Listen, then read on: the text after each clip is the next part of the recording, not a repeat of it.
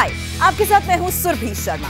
India TV YouTube channel subscribe करिए, bell icon दबाएं।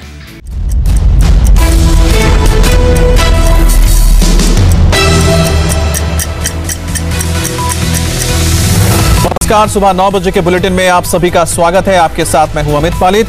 बड़ी खबरों में आपको दिखाएंगे यूपी में ब्लॉक प्रमुख के चुनाव में कैसे जगह जगह खिला कमल। नतीजों ने फिर बताया कि यूपी के दिल में योगी ही रहते हैं और साथ ही बात करेंगे यूपी में योगी की 2 चाइल्ड पॉलिसी में क्या है। लेकिन सबसे पहले बात दिल्ली से आ रही बड़ी खबर पर।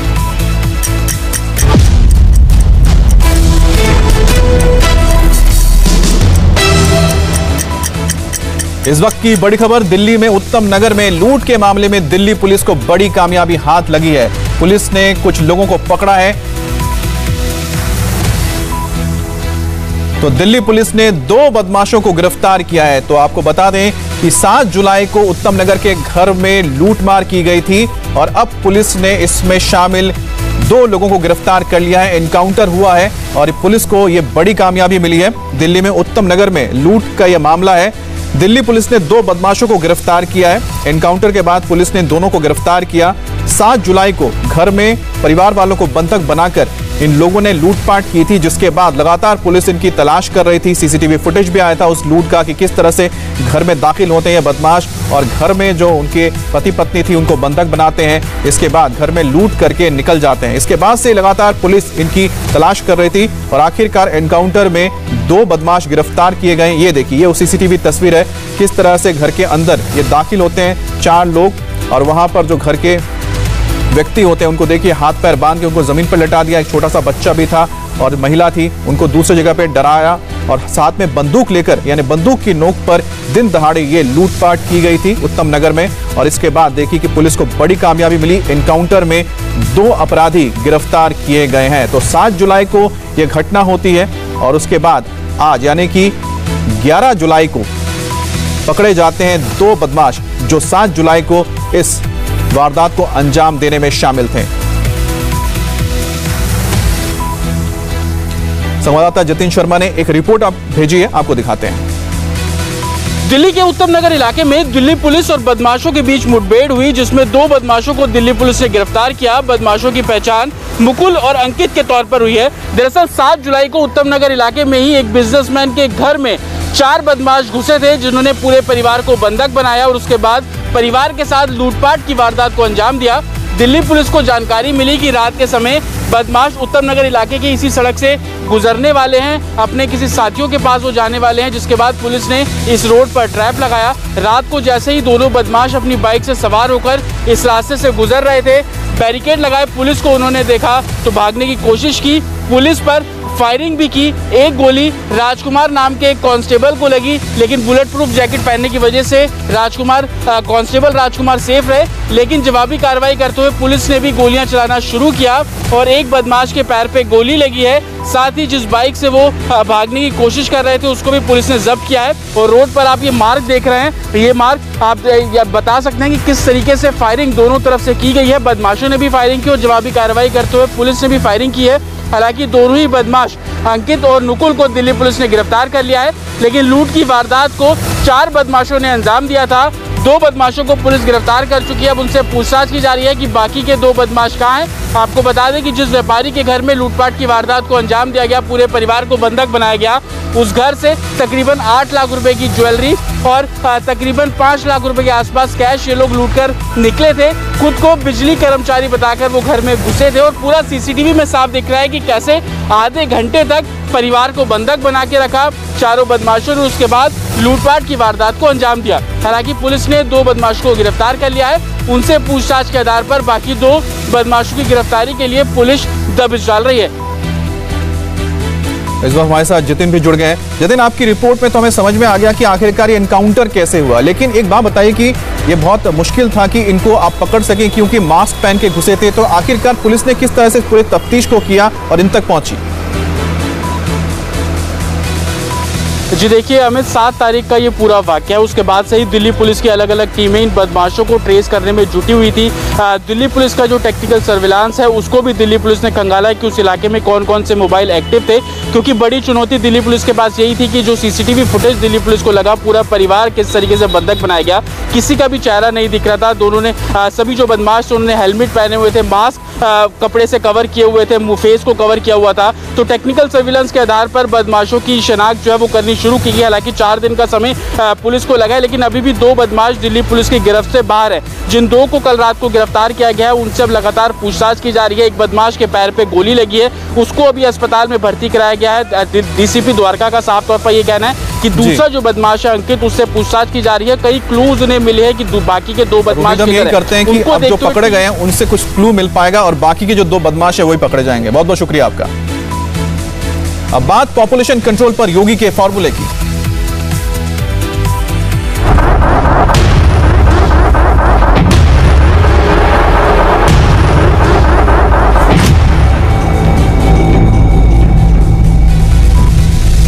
आज वर्ल्ड पॉपुलेशन डे यानी कि विश्व जनसंख्या दिवस है और वादे के मुताबिक यूपी में सीएम योगी की सरकार आज नई जनसंख्या नीति पेश करने जा रही है।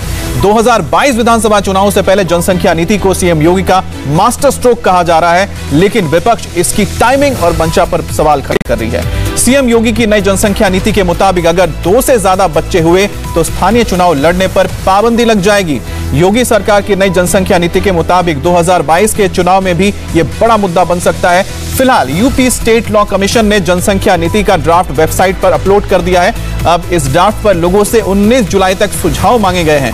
19 जुलाई के बाद इस ड्राफ्ट को सरकार के पास भेज दिया जाएगा।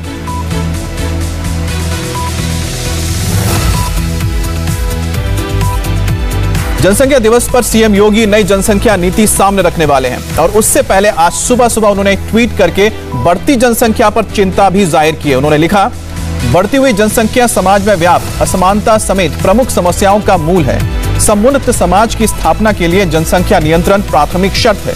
आइए इस विश्व जनसंख्या दिवस पर बढ़ती जनसंख्या से बढ़ती समस्याओं के प्रति स्वयं व समाज को जागरूक करने का प्रेरणा लें। योगी का फैमिली जो फॉर्मूला है वो फ्यूचर का फॉर्मूला क्या है, आखिर क्यों इसको लेकर बवाल मचा है, अब उसे भी समझ लीजिए। नई जनसंख्या नीति के ड्राफ्ट के मुताबिक अगर 2 ही बच्चे हैं तो आपको सरकारी नौकरी में 2 एक्स्ट्रा इंक्रीमेंट का फायदा मिलेगा, लेकिन 2 से ज्यादा बच्चे हुए तो सरकारी योजनाओं का फायदा नहीं मिलेगा।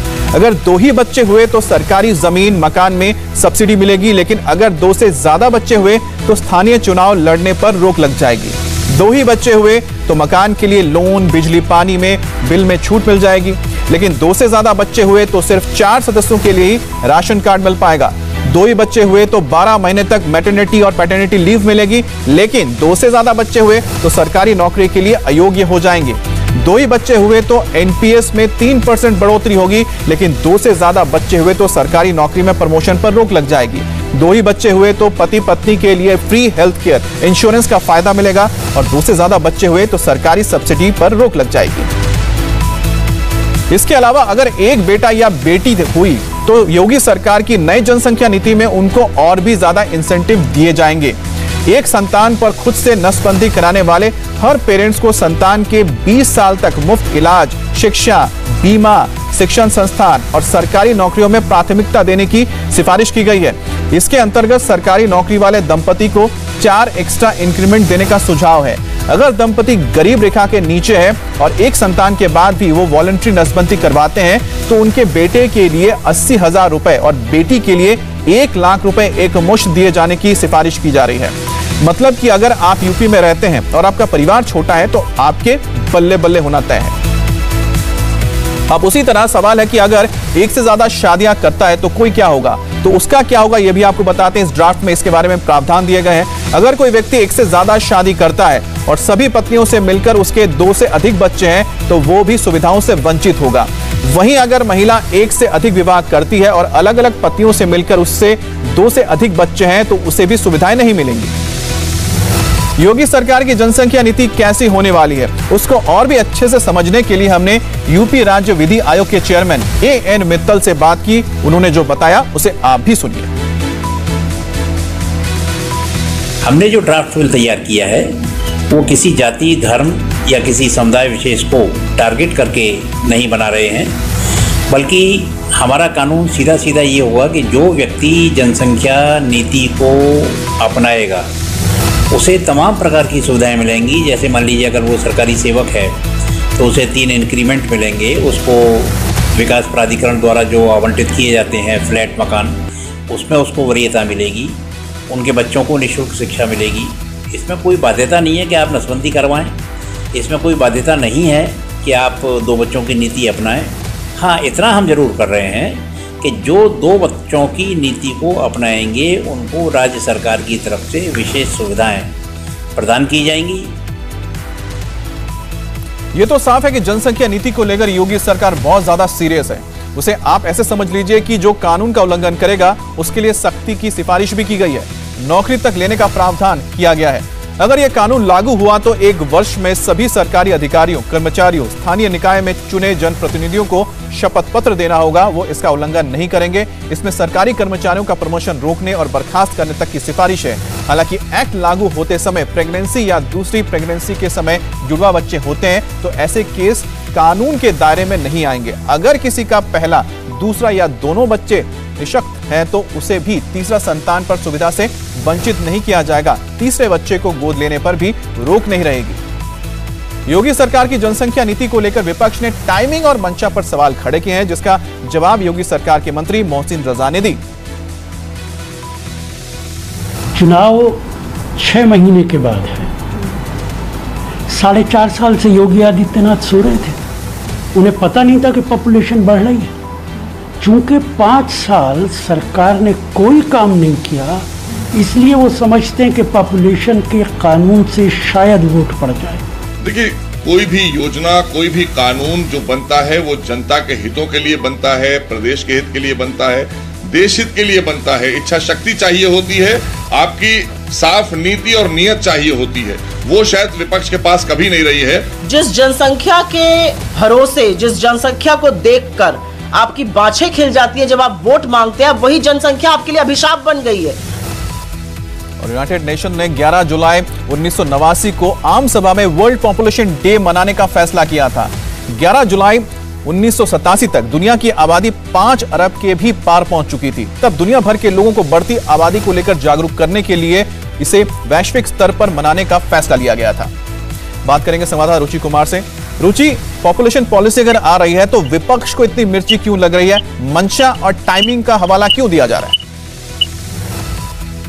देखिए, ऐसा है कि 2022 में चुनाव, विपक्ष का ये कहना है कि जो ये पॉलिसी बीजेपी ला रही है इसका फायदा चुनाव में लेना चाहती है, ध्रुवीकरण वोट्स का कराना चाहती है। इसलिए विपक्ष इस पर सवाल उठा रहा है। जहां तक पॉलिसी का सवाल है, आज सरकार इसे जारी करेगी। एक पॉलिसी बन रही है और दूसरा जो लॉ कमीशन है वो लॉ बना रहा है। तो जो पॉलिसी है उसमें कई तरह की चीजें होंगी। उसमें कहा जाएगा कि कैसे जवाबदेही तय की जाए, कैसे जिम्मेदार बनाया जाए, कैसे अवेयरनेस पैदा किया जाए, और शायद उस पॉलिसी में ये लिखा होगा कि जरूरत पड़े तो इसके लिए कानून भी बनाया जाए। तो कानून बनाने का काम लॉ कमीशन कर रहा है और पॉलिसी आज सरकार जारी कर रही है। सरकार का कहना है कि पिछली जो यूपी में पॉपुलेशन पॉलिसी थी वो 2000 में जारी हुई थी, सन 2000 में, जो 2016 तक के लिए थी। अब उसके बाद की पॉलिसी की जरूरत है, इसलिए आज ये पॉलिसी जारी की जा रही है। हमें जी, ब्लॉक चुनाव में भी योगी के सिलेक्शन ने बता दिया है कि यूपी के दिल में योगी ही रहते हैं। तो क्या ये जीत 2022 के असेंबली चुनाव से पहले का ट्रेलर है?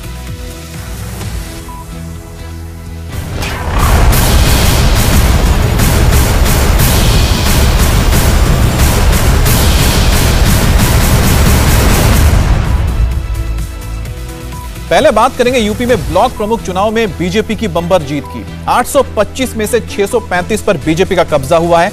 पंचायत अध्यक्ष चुनाव के बाद ब्लॉक प्रमुख चुनाव में बीजेपी की ऐसी आंधी चली कि एसपी या कांग्रेस कोई टिक नहीं सका है। कुल 825 सीटों में बीजेपी के खाते में 635 सीटें आई हैं, जबकि समाजवादी पार्टी 100 से भी कम सीट पर सिमट गई है। बाकी की सीटों पर निर्दलीय उम्मीदवारों ने कब्जा किया है। 825 सीटों में से 349 सीटों पर पहले ही बिना वोटिंग के फैसला हो चुका था। बाकी की बची 476 सीटों पर कल वोटिंग हुई, जिसमें बीजेपी ने धमाकेदार जीत हासिल की। जीत के बाद बीजेपी कार्यकर्ताओं ने यूपी के सीएम योगी आदित्यनाथ का मुंह मीठा कराकर बधाई दी। जीत के बाद प्रधानमंत्री नरेंद्र मोदी ने यूपी के सीएम योगी की जमकर तारीफ की। प्रधानमंत्री मोदी ने कहा कि यह जीत यूपी में योगी की नीतियों की जीत है। तो बीजेपी ने जबरदस्त जीत हासिल की। आपको बता दें कि 825 सीटों में से बीजेपी ने महज 735 सीटों पर चुनाव लड़ा था और बाकी में उनके सहयोगी दलों ने चुनाव लड़ा था। इसके अलावा 735 में से बीजेपी ने करीब 650 सीटों पर जीत हासिल की है। और जीत पर पीएम मोदी ने योगी की तारीफ की। यूपी के सीएम योगी आदित्यनाथ ने इस जीत का श्रेय पीएम मोदी को दिया और अगले साल यूपी में होने वाले विधानसभा चुनाव में बीजेपी के अच्छा प्रदर्शन करने का भरोसा भी जताया। भारतीय जनता पार्टी 635 सीटों पर अपने सहयोगी दलों के साथ और अपने उन सभी समर्थकों को लेकर के 635 से अधिक सीटों पर भारतीय जनता पार्टी क्षेत्र पंचायत प्रमुख के चुनाव में विजयी बन रही है। अगर आप देखेंगे पूरे सिनेरियो को, अगर आप देखेंगे लगभग 85% से अधिक सीटों पर भारतीय जनता पार्टी क्षेत्र पंचायत में और 85% से अधिक सीटों पर जिला पंचायत में भी भारतीय जनता पार्टी को समर्थन प्राप्त हुआ था। ये केंद्र और प्रदेश सरकार की नीतियों को संगठन के माध्यम से जन जन तक पहुंचाने का परिणाम है।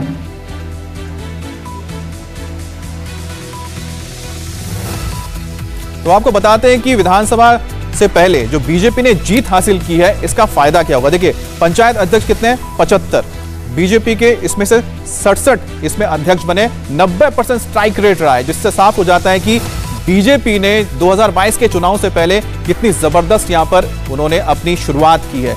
जो चुनाव हुए थे जिसमें 75 सीटें थी, उसमें से 67 अगर बीजेपी के खाते में जाते हैं तो आप समझ लीजिए कि इतने जिलों में बीजेपी की धाक जम गई है। अब बात करते हैं पंचायत अध्यक्ष चुनाव में बीजेपी की तूफान ने किस तरह से दूसरी पार्टियों को पानी पिला दिया। ये तो रहा जिला जो अध्यक्ष के चुनाव हुए थे। इसके बाद ब्लॉक प्रमुखों के चुनाव हुए थे जिसमें भी बीजेपी ने बाजी मारी है। लेकिन इन 75 जिलों में सबसे इंपॉर्टेंट ये होता है कि जो 67 सीटें बीजेपी ने जीती, इसमें से तो कई पर बीजेपी को 20,000 सीटों पर कोई टक्कर ही नहीं मिली, यानी कि कोई नॉमिनेशन ही नहीं हुआ। और उसके साथ साथ पश्चिमी उत्तर प्रदेश, जहां पर सबसे ज्यादा आपको देखने को मिल रहा था कि किसान आंदोलन का पूरा वहां पर असर होगा, जाट बहुल समुदाय के लोग हैं। राकेश टिकैत खुद आते हैं पश्चिमी उत्तर प्रदेश से। वहां पर जब चुनाव हुए जिला अध्यक्ष के, पंचायत अध्यक्ष के, जिला पंचायत अध्यक्ष के, तो बीजेपी ने इन वेस्टर्न यूपी के इलाकों में भी पूरी जबरदस्त जीत हासिल की। चाहे वो सहारनपुर हो, चाहे वो मेरठ हो, आगरा हो, गौतम बुद्ध नगर हो, गाजियाबाद हो, इन सभी इलाकों में बीजेपी ने जबरदस्त जीत हासिल की। अब ब्लॉक प्रमुखों की बात कर लेते हैं। ब्लॉक प्रमुख जो चुनाव हुए उसमें 825 टोटल सीटें हैं। इसमें से आपको बता देते हैं कि बीजेपी ने जो चुनाव लड़े वो लड़े 735 पर चुनाव लड़े। बाकी पे उनके सहयोगी पार्टी थे, कुछ को उन्होंने सपोर्ट किया था। तो उनमें से बीजेपी ने 635 पर जीत हासिल की। और स्ट्राइक रेट अगर देखते हैं तो इसमें 76 लग रहा है, लेकिन आप वैसे देखेंगे अगर सहयोगों को मिला देते हैं तो करीब 85% पर उनके स्ट्राइक रेट रही है। अब समाजवादी पार्टी की हालत ब्लॉक प्रमुख चुनाव में क्या रहेगी, ये भी आपको हम बताते हैं। देखिए, आजमगढ़ सबसे इनका गढ़ माना जाता है। अखिलेश यादव तो यहां से आप जानते हैं कि जीत भी चुके हैं। तो ब्लॉक में 22, इसमें ब्लॉक 22 हैं। बीजेपी को 22 में से 12 मिले, एसपी के खाते में 5 गए। देखिए, आजमगढ़ को गढ़ माना जाता है समाजवादी पार्टी का। वहां पर भी अगर सिर्फ 5 सीटें एसपी के पास जाती हैं तो ये घंटी बजाती है, खतरे की घंटी है एसपी के लिए, क्योंकि जहां पर गढ़ में अगर आप फेल हो रहे हैं तो ये आगे के संकेत देते हैं। तो 22 में से 12 पे तो बीजेपी ने जीत हासिल कर ली है। भले ही यहां से जब चुनाव हुए थे बीजेपी ने बहुत ज्यादा खास नहीं कर पाई थी, लेकिन देखिए लोकल चुनाव में बीजेपी ने यहां पर जबरदस्त अपना स्ट्राइक रेट दिखाया है। अब रायबरेली की बात करते हैं। रायबरेली यानी कांग्रेस का गढ़ है। देखिए, हम गढ़ बता रहे हैं, एसपी का गढ़, अब कांग्रेस का गढ़। 18 इसमें है, ब्लॉक में सीटें हैं। बीजेपी के खाते में कितनी गई? 11। और नीचे आप देख सकते हैं क्या लिखा हुआ है, कैंडिडेट नहीं। तो ये अपने आप में सोचने वाली बात है। रायबरेली जहां से सोनिया गांधी आती हैं, कांग्रेस का गढ़ है, वहां पर अगर ये हाल है तो फिर क्या कह सकते हैं। प्रधानमंत्री मोदी के संसदीय क्षेत्र बनारस की बात कर लेते हैं। तो वाराणसी में क्या हुआ है? देखिए, वाराणसी में 8 है, 8 में से 8, यानी कि यहां पर तो 100% स्ट्राइक रेट रहा। जहां से प्रधानमंत्री मोदी आते हैं वहां पर एक पर भी कोई और नहीं जीत पाया, और यहां पर बीजेपी ने बाजी मार ली है, जो ये संकेत बताता है कि आखिरकार किस तरह से 2022 से पहले ग्राउंड पर यहां पर हालात हैं। अब ब्लॉक प्रमुखों के चुनाव नतीजे बिल्कुल उसी ट्रेंड पर सामने आए हैं जो लाइन जिला पंचायत अध्यक्षों के चुनाव नतीजों में था। जिला पंचायत अध्यक्ष के चुनाव में 75 सीटों का फैसला हुआ था, जिनमें से 67 सीटों पर बीजेपी ने जीत हासिल की थी। सपा के खाते में 5 गया था और 3 पर अन्य आए थे। लेकिन ये जो स्ट्राइक रेट इसमें आई थी 90%, वो ये बताती है कि बीजेपी ने किस तरह से ग्राउंड में, जमीन पर, ग्रास रूट लेवल पर काम किया है। और साथ ही साथ ये एक संकेत भी जाता है कि जिसको लेकर लगातार आवाज उठ रहे थे, क्या बीजेपी जो किसान आंदोलन है उसको झेल पाएगी? जो राकेश टिकैत लगातार हमला कर रहे हैं, या फिर किसान नेता या विपक्षी पार्टियां किसानों को लेकर बीजेपी पर हमलावर है, उसका क्या होगा? उसके जो ये नतीजे आप देख रहे हैं उससे जवाब काफी हद तक मिल जाता है। बीजेपी की इस बम्पर जीत पर पीएम मोदी ने भी यूपी के सीएम योगी आदित्यनाथ को बधाई दी। उन्होंने ट्वीट कर लिखा, उत्तर प्रदेश में ब्लॉक प्रमुखों के चुनाव में भी बीजेपी ने अपना परचम लहराया है। यूपी सरकार की नीतियों और जनहित की योजनाओं से जनता को जो लाभ मिला है उससे पार्टी की भारी जीत हुई है। इस विजय के लिए पार्टी के सभी कार्यकर्ताओं को बधाई दी जाती है। वक्त हो गया एक ब्रेक का। ब्रेक के बाद कहां एनआईए की छापेमारी हो रही है आपको बताएंगे।